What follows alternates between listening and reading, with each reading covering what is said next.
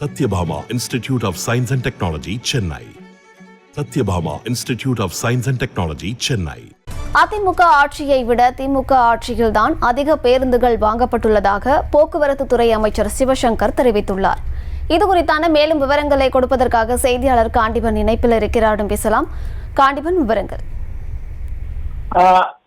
திமுக அரசு ஆட்சி காலத்துல போக்குவரத்து துறையில செய்யப்பட்ட விஷயங்கள் என்ன அப்படிங்கிறது ஒரு அறிக்கையா சிவசங்கர் அவர்கள் தற்போது கொடுத்திருக்கிறார். அமைச்சர் சிவசங்கர் ஏற்கனவே இது தொடர்பாக எதிர்கட்சித் தலைவர் எடப்பாடி பழனிசாமி போக்குவரத்து துறையில இருக்கக்கூடிய பேருந்துகள் குறித்து பேச்சு அறிக்கை கொடுத்திருந்தார்.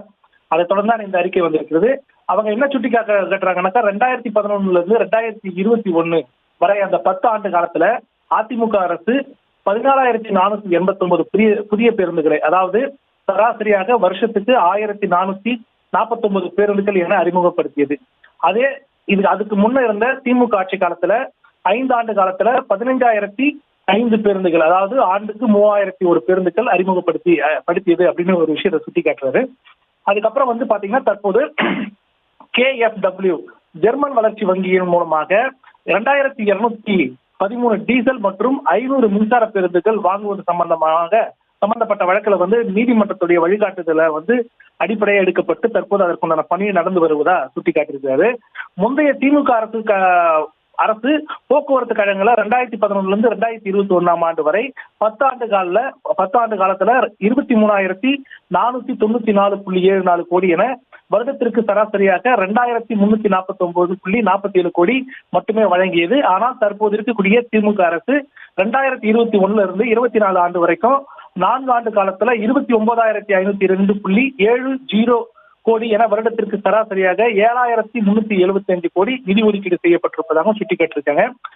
அதே நேரத்துல பல்வேறு விஷயங்கள் இதுல சுட்டிக்காட்டினாலும் இதுல பேருந்துகள் அப்படின்ற பயன்பாட்டுக்கு அப்படின்னு பார்த்தோம்னா 2024 இருந்து 2025 இறுதிக்குள்ள 7,682 புதிய பேருந்துகளும் 1,500 புதுப்பிக்கப்பட்ட பேருந்துகளும் மக்களின் பயன்பாட்டிற்கு வர துரித நடவடிக்கை எடுக்கப்பட்டு வருவதாக குறிப்பிட்டு சொல்லியிருக்கிறாரு.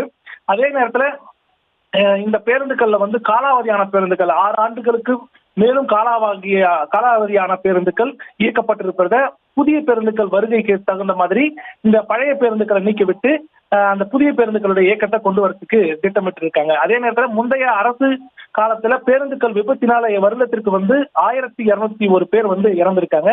அந்த உயிரிழப்புகள் தற்போது 911 என குறைந்திருப்பதாக சுட்டி காட்டிட்டு இருக்காங்க. அதே நேரத்தில் போக்குவரத்து ஊழியர்களுக்கு உண்டான பிரச்சனைகள், அதாவது வயாபிலிட்டி கேப் பவுண்டுன்னு சொல்லுவாங்க, இதை வழங்குறதுக்கு உண்டான நடவடிக்கை தற்போது திமுக ஆட்சி காலத்துல மேற்கொள்ளப்பட்டு வருவதாக அமைச்சர் சிவசங்கர் சுட்டிக்காட்டியிருக்கிறார். அம்ருத், விவரங்களை வழங்கியமைக்கு நன்றி Kandiban. Satyabhama Institute of Science and Technology, Chennai. Satyabhama Institute of Science and Technology, Chennai. செய்திகளை உடனுக்குடனும் துல்லியமாகவும் தெரிந்து கொள்ள சப்ஸ்கிரைப் பண்ணுங்க.